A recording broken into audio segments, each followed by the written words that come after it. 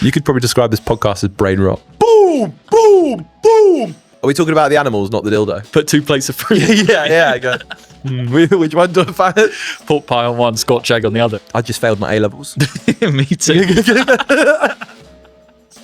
Friday and Saturday, sumo wrestled on Sunday. Can't have feathers on our sumo thongs. Gabe's gone. Hello and welcome back to episode 2. Welcome back. Welcome. You might not have been here in the first place. Welcome to episode 2 of Who Has News, a podcast where myself, Lewis, and Charlie discuss things we've read in the news and have a little bit of a chuckle at them because some of the things that happen in the world are crazy. Wow, that was good. I know. I'm psyching myself up. It's a Friday, just for context. Friday evening. I've had a week of work and I am knackered. Charlie's not because he sits down for a living. And sorry, I shouldn't slander you like that. Do you want to defend yourself? Work from home life. Work from home, yeah. It is what it is. It is what it is.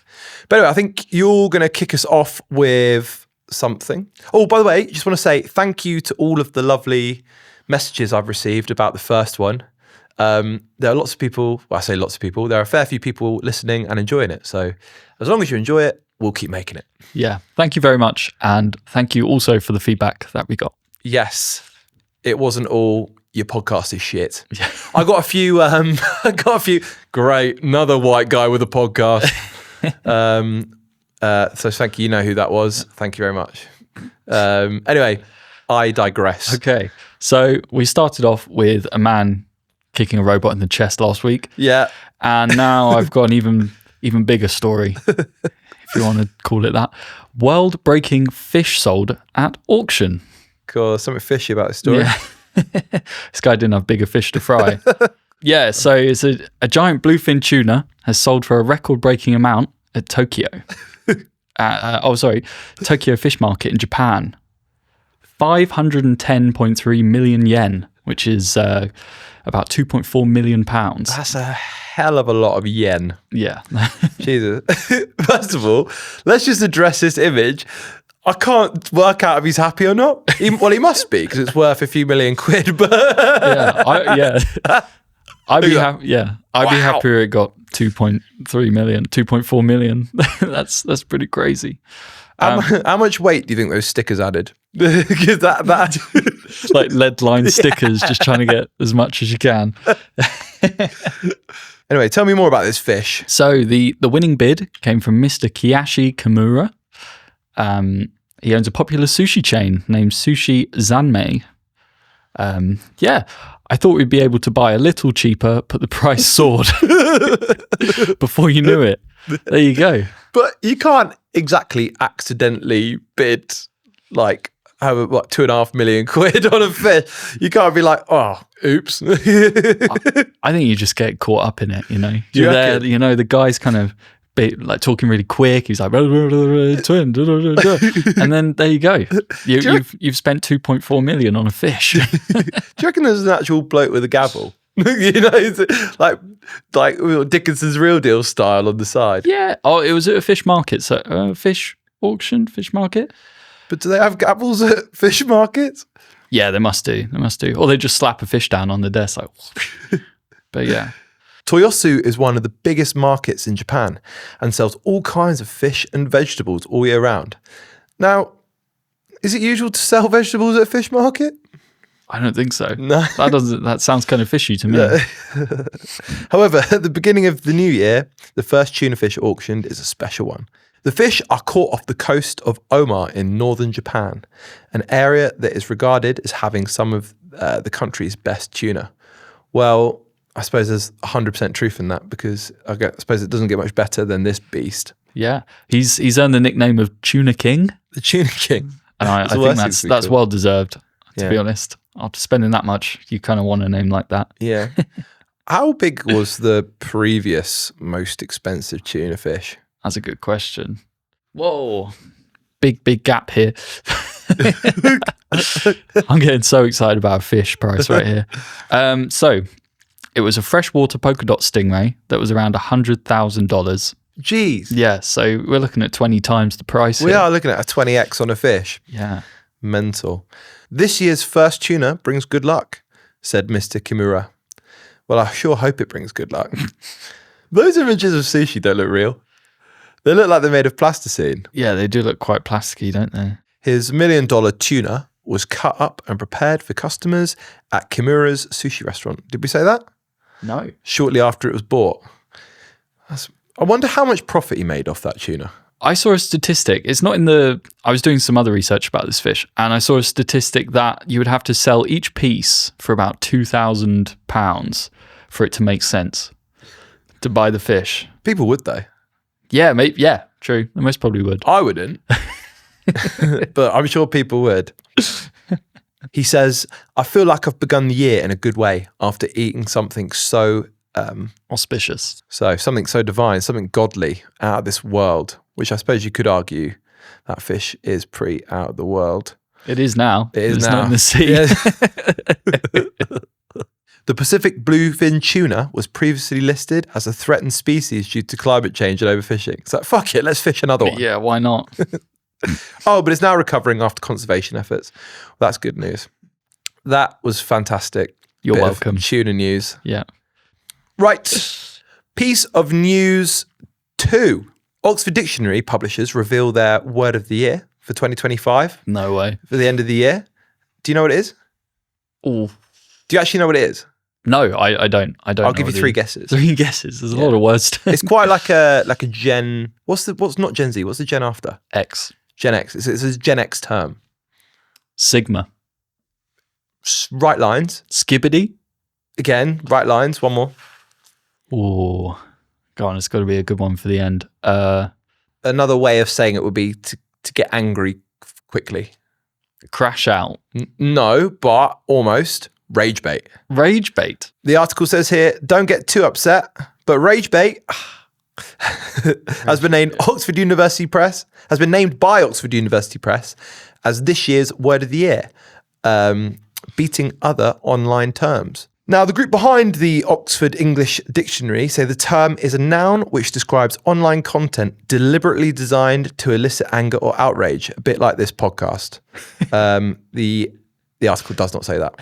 To boost traffic or engagement. I mean, we could probably do some rage bait. Say something rage bait right now. I don't think Harry Styles' new album is going to be very good. Now watch that be sliced up and put into the reel at the beginning. You might be asking, isn't that 2 words? Isn't rage bait 2 words? I would be asking that 100%. I mean, technically it is 2 words. But the publisher says it's not tricking you and adds that it's 1 word when used as a hyphenated compound phrase. Now, I have no idea what a compound phrase is, but I do now. Why rage bait? Casper, well, this is a name for you. I can't pronounce names. Casper Grathwohl, president of Oxford Languages. Now, that's a big title. Probably comes with big responsibility as well. Like, does he pick the name himself? Yeah, what qualifications do you need for that, do you think? English literature. It's got to be. A degree of sorts. Maybe not music business like mine. No, maybe not. Audio engineering. Or audio engineering like yours. Well, he said, the fact that the word rage bait exists and has such a dramatic surge in usage means we're increasingly aware of the manipulation tactics that can be drawn into online. He added, before the internet was focused on grabbing our attention by sparking curiosity in exchange for clicks, but now we've seen a dramatic shift in its hijacking and influencing our emotions and how we respond. I mean, rage bait does spark engagement, doesn't it? See, I'm surprised that it wouldn't have been like something like crashing out. You know, I feel like people use crashing out. I heard crashing out a lot more than rage bait. Oh my God, we sound like boomers, man. Yeah, we're just talking about terms that we don't know. I don't think I've ever used rage bait in day-to-day language. Me neither. He said, it feels like a natural progression in an ongoing conversation about what it means to be human in a tech-driven world and the extremes of online culture. After reading this article, I thought we'd take a deep dive into previous year's Oxford Words of the Year. Ooh, you've charmed me. I've charmed you. Yeah. So 2024 had brain rot. Fair enough, brain rot is defined as a supposed deterioration of a person's mental or intellectual state. especially viewed as a result of overconsumption of material. Oh my God. Considered to be trivial or unchallenging. You should see my Instagram reels. It's ultimate brain rot. You could probably describe this podcast as brain rot. We're adding to the pile of brain rot. We're adding to the pile of brain rot. Go on, what else have we got? We've got 2023, Riz. Riz defined as style, charm. Wait, where's the camera? The Rizzler, you're here. Oh, wrong one. The Rizzler. Did you watch? There's this video I watched the other day. It was like a shit post. It was analysing the body movements of the Rizzler and Big Justice. Yeah, it was so funny. Oh no, it's brain rot. How many booms would you give this podcast? I'd give this podcast 5 big booms. Boom, boom, boom, boom, boom. This might get cut. That's not getting cut. I've got 2022 here. Okay, yeah. Goblin mode. Goblin mode. Oh my God. Selected by an online vote is a term defined as a type of behavior which is unapologetically self-indulgent, lazy, and greedy. Typically in a way that rejects social norms or expectations. Well, there you go. That's it, bro. I'm going goblin mode. Yeah. We're going goblin mode. Oh, topical for 2021. Vax. Was that the year of Corona? Yeah, 2021. Oh, I don't want to talk about that. No. There was a runner-up for this year, if you wanted to know. It was aura farming. The cultivation of an impressive, attractive, or charismatic persona or public image by behaving or presenting oneself in a way intended subtly to convey an air of confidence, coolness, or mystique. So it's describing people that live in East London. Yeah, Shoreditch. Shoreditch. I'm surprised what else... Other things should have made... I wonder if, like, mogging is on here, you know? Looks maxing. Yeah, looks maxing and mogging should 100% be on this list. So 2020, no word was chosen. The publisher said that the year was not one that could neatly be accommodated in one. Basically, because of the pandemic, they couldn't find a word. Oh my God, but like so many people are online. I know. There must have been so many words. 2019 brought climate emergency. That's 2 words. That is 2 words again. But if you put a little hyphen in there, compound? what does it make it? Compound something. Yeah. It just goes one in one ear, out the other. Climate emergency defined as a situation in which urgent action is required to reduce or halt climate change and avoid potentially irreversible environmental damage resulting from it, which kind of makes sense. I think the climate's important, but this isn't the podcast for that discussion. But anyway, walk to work or cycle if you can. 2018 brought toxic. Already strictly defined as poisonous, the term was recognized for its growing use describing unhealthy relationships. Toxic energy, man. Toxic energy. That feels like a bit of like a millennial saying, but trying to sound younger. Does that make sense? Yeah. It's like, you know, like any phrase that, what's it called? Love Island brings about. Yes, that is exactly it. That must have been around the Love Island boom. Yeah. You know, like Pied. You know, I can't remember how many years ago. Can I pull you for a chat? Yeah. Classic. Anything Heads like that. Turn. Middle-aged. Yeah, it is. It's sort of like, right it is. It's that sort of like older generation using sort of more youthful language. Does that make sense? Don't know if that sounds a bit wanky, but when we're using mogging in our 40s and 50s, or aura farming at the assisted living. 2017, Youthquake. I've not heard of that. Youthquake? No, I haven't heard of that. Youthquake, defined as a significant cultural, political, or social change arising from the actions or influence of young people. Cool, that stinks of the 1975, doesn't it? Did they release an album in 2017? They must have done. The 1975 won Best British Group 2017. There you go. So I can't remember what album that would have been, but that would have been an album. Whatever was after I Like It When You Sleep, I think. Yes. So that must have been, actually, that may have been around that time, 2016. Yeah. But I don't know. I think it's quite good that obviously I'm a young person, so there's bias here, but I think it's good that young people feel implored to pursue political and cultural changes and justice. 100%. Here we go. It's all we have. It's all we have, you know? That sounds depressing, doesn't it? 2016 brought post-truth.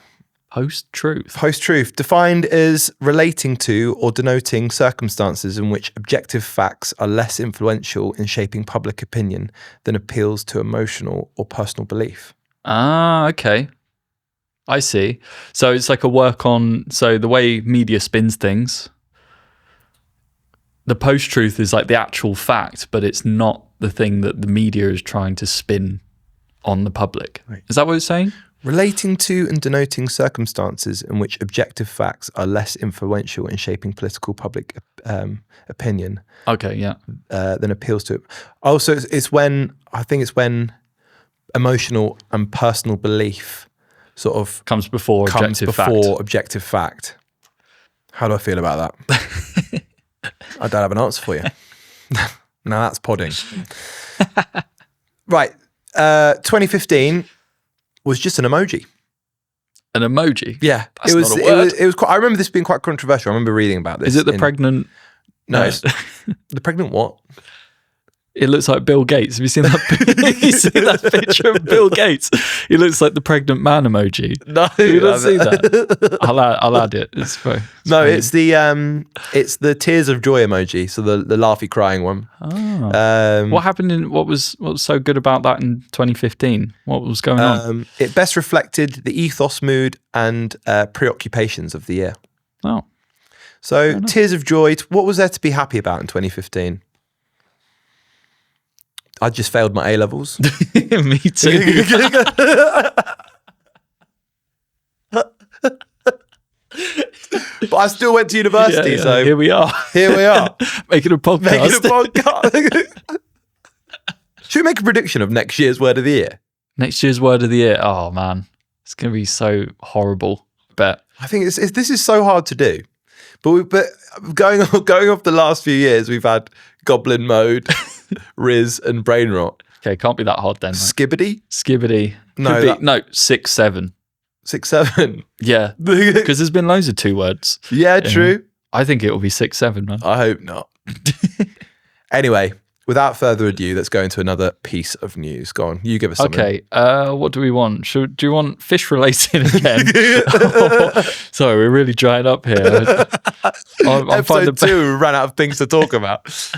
The best fish news you can find. No, let's not go fish. Let's go. What else you got? All right, I've got a good one here from a great publication, The Sun. Yeah, I like that one when I'm building walls.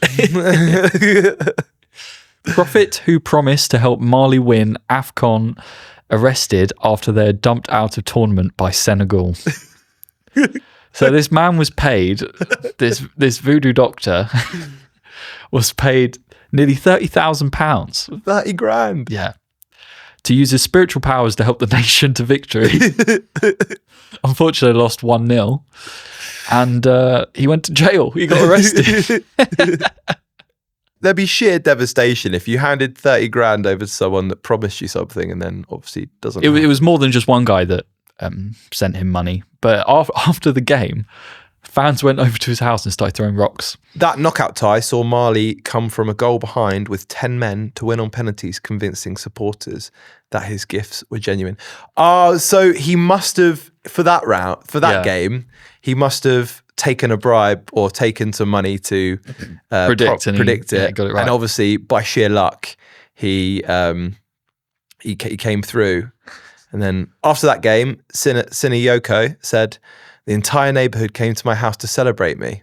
People from all over the city came to see me." That's mad. I bet some people gave him money to say all sorts of things. What was it in the World Cup? It was like the octopus. What was it? Something like the octopus? I think there were loads of weird predictors, weren't there? There was like a World Cup pig as well. Yeah, there was a Roomba. I remember there being a Roomba. A Roomba? Yeah, so basically someone would put two piles of dust out, and then the Roomba would go towards one. The electronic Hoover. Yeah. Oh, you go. World Cup octopus prediction. He got them all right, I think. His name was Paul. Yeah, Paul the octopus. Yeah.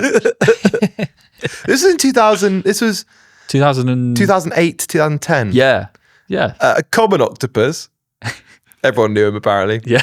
He predicted the results of international football association matches. They got them all right, I think. Did he? Yeah. During divinations, Paul's keepers would present him with 2 foods containing boxes decorated with the flags of teams in an upcoming match. Whichever box Paul ate. This is ridiculous. Oh dear. I reckon I might do it for this upcoming Summer World Cup. Do you think? Yeah. What? Just put 2 plates of fruit in front of you? Yeah. I go, which one do I find? Pork pie on one, Scotch egg on the other. Exactly. It's like... with some flags in. No way. Paul was hatched from an egg that came from the Sea Life Centre in Weymouth. Wow. In my head, he was like, the octopus wasn't born in Weymouth. Yeah. Oh, and then his tank was moved to Germany. So there we go. I hope you had the right visas for that. Working visas. Well, there we go. Maybe I get a pork pie and a Scotch egg in Weymouth, and we can predict who's gonna win each World Cup game. No, he predicted 1, 2, 3, 4, 5, 6, 7 games, but he only got 5 right. Oh, okay. Still, he got the final wrong, which in my opinion is probably the most crucial one to get right. But he did predict the majority of the games as correct. Oh, but he only predicted Germany's games. Oh, okay, man. So it wasn't every game in that competition. In that, what was it? It's the Euros, 2008 Euros. Who won the 2008 Euros? So while you find that, I'll just say, after Sinioko's arrest, his only statement was, "Am I God? I'm not God." Spain won it. Of course it did. It was Germany, Spain. I'm glad that we cleared that up, that he's not God. I reckon I'd still give him 30 grand to predict something for me. Do you think what football fixture? I think I'd put money on a roulette wheel. red or black. Oh dear. I don't know. I guess that still is a 50-50, you know. You either win or you lose. True. Recently, I went on a walk. To be fair, you were there, but I'm going to tell the story. We walked the Northern Line for charity because I'm running the London Marathon in April, and we walked the Charing Cross branch of the Northern Line, and we were walking past Leicester Square, and there's the Hippodrome casino. And I thought, you know what? I've got 20 quid in my wallet. It's been my birthday.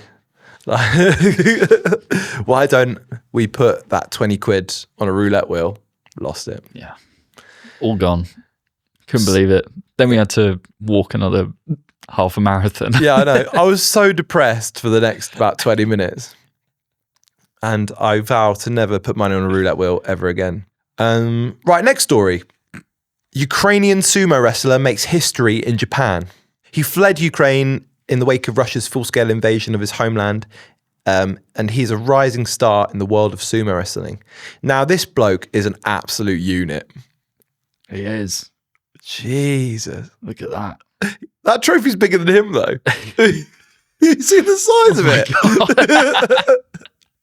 Oh, my God. Yeah, that's a pretty big trophy. That is a massive trophy. He is as big as he is. Yeah, it must be really historic. Look, you can see all the plaques on it. It must be all the old winners because it's quite historic. So he has a ring name. Yeah, which is Aonashiki Arata, and he's become the first competitor from his country, from Ukraine, to win the elite level tournament. He defeated Horoshu. See, you've given me gip for saying all the names. Hoshoryu Tomakatsu, a top-ranked Mongolian wrestler. He was asked in his winning ceremony interview if he was pleased with his result in sumo. He goes, "No, I think this is just the beginning." Like, he's got a lot more in him. 100%. Where does it go from there, though? If you win the one in Japan, sure. I imagine that competition in Japan is probably the most prestigious. No, unless he wins an Olympic medal. Did you see the pictures of the sumo wrestlers? They did sumo wrestling at the Royal Albert Hall, and they're all there with Guinness. Like, it's so good. The Royal Albert Hall was built for those sorts of events. 100%. Yeah, it was. It was all live streamed. It was amazing. I watched it all. Did you? It was great. Yeah. Do you fancy getting involved? He's 21. He's only 21. Oh my God. Jesus. It looks like he's got 5 kids and a mortgage. He does look like he's got five kids and a mortgage. How many calories do you reckon that man consumes? Because obviously he is an elite athlete, and obviously sumo wrestlers are built different. I'd feel self-conscious in that. Well, you know, rugby players eat around, 6,000 calories a day, so it's got to be close to that. You know? Can we put that in number of Big Macs? No. 6, I think. How? No. Yeah, like a meal's about 1,000 calories. How many calories? Actually, let's put in cups of tea. There are 2 calories in in cups of tea. 12,000 cups of tea. So you have to drink 12,000 cups of tea God. to sustain himself. Although I'm sure he'd be severely ill. Yeah. But yeah, it's got tassels. It's kind Yeah, they're traditional because they used to.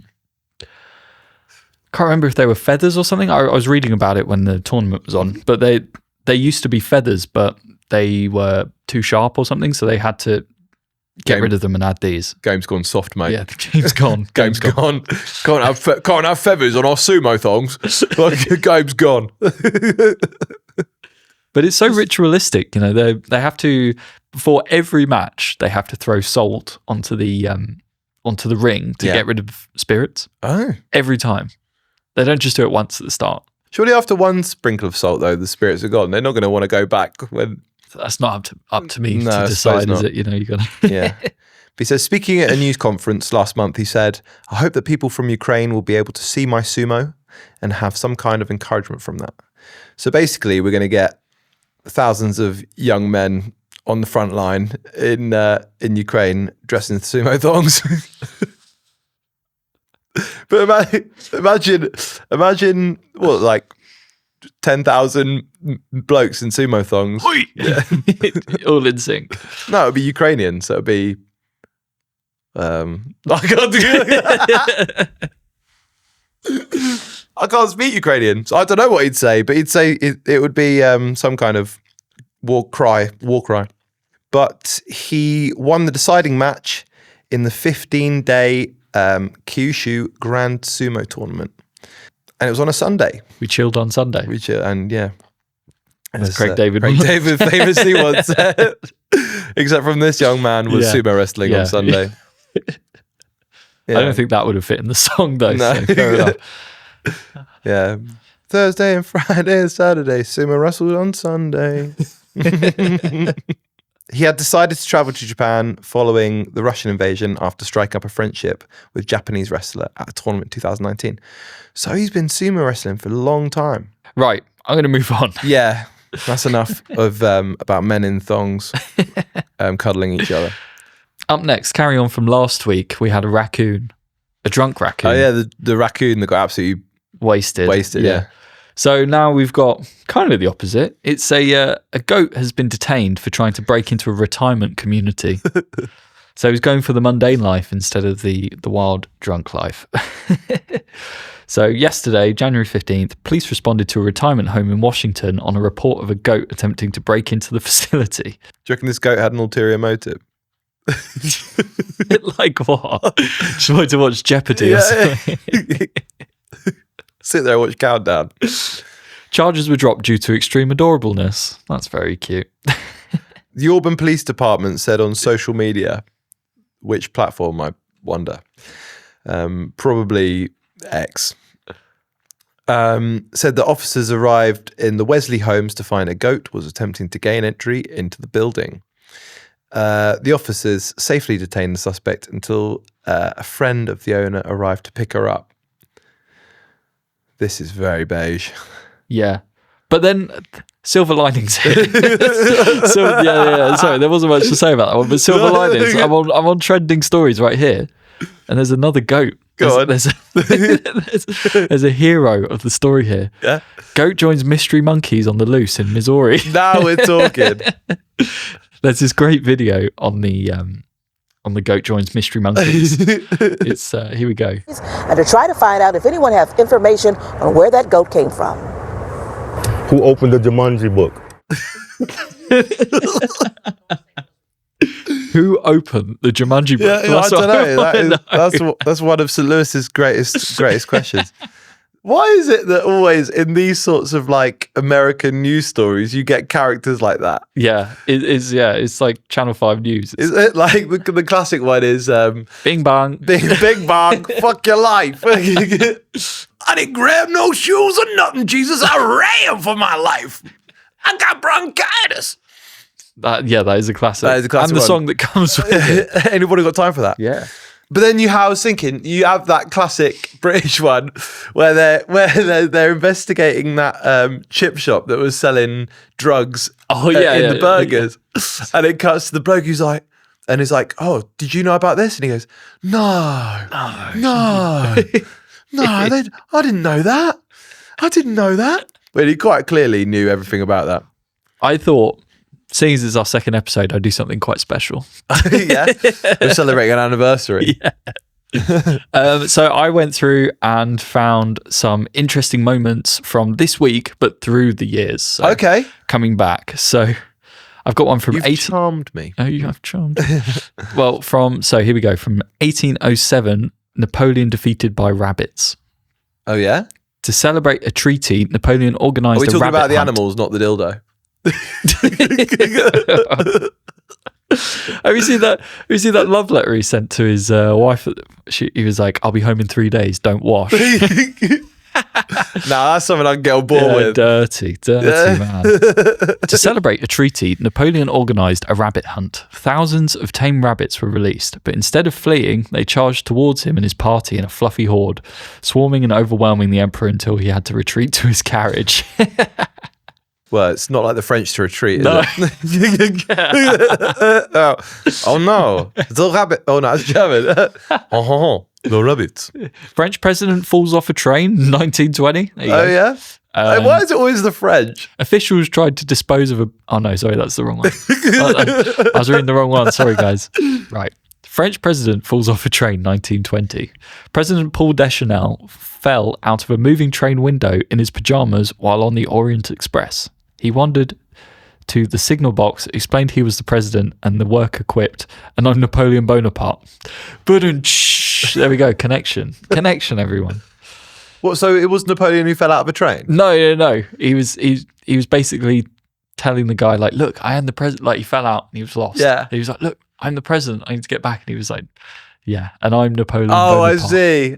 This is quite an interesting one, actually. It's not funny. Sorry, everyone. Well, it's not funny. It doesn't have to be funny. Yeah. We can It's be informative. factual. It's Yeah. informative news. So in 2005, Romanian Adriana Lilescu gave birth at age 66, setting a world record for oldest mother via IVF. What year did this happen? 2005. Wow. The height of the Afghanistan war. And that was Who Has News for episode 2. Thank you for listening. It's been really fun. So thanks, guys. Yes, thank you. Until next time. I've been Charlie. I've been Lewis. And this has been Who Has News. Yeah, thank you. Till next time.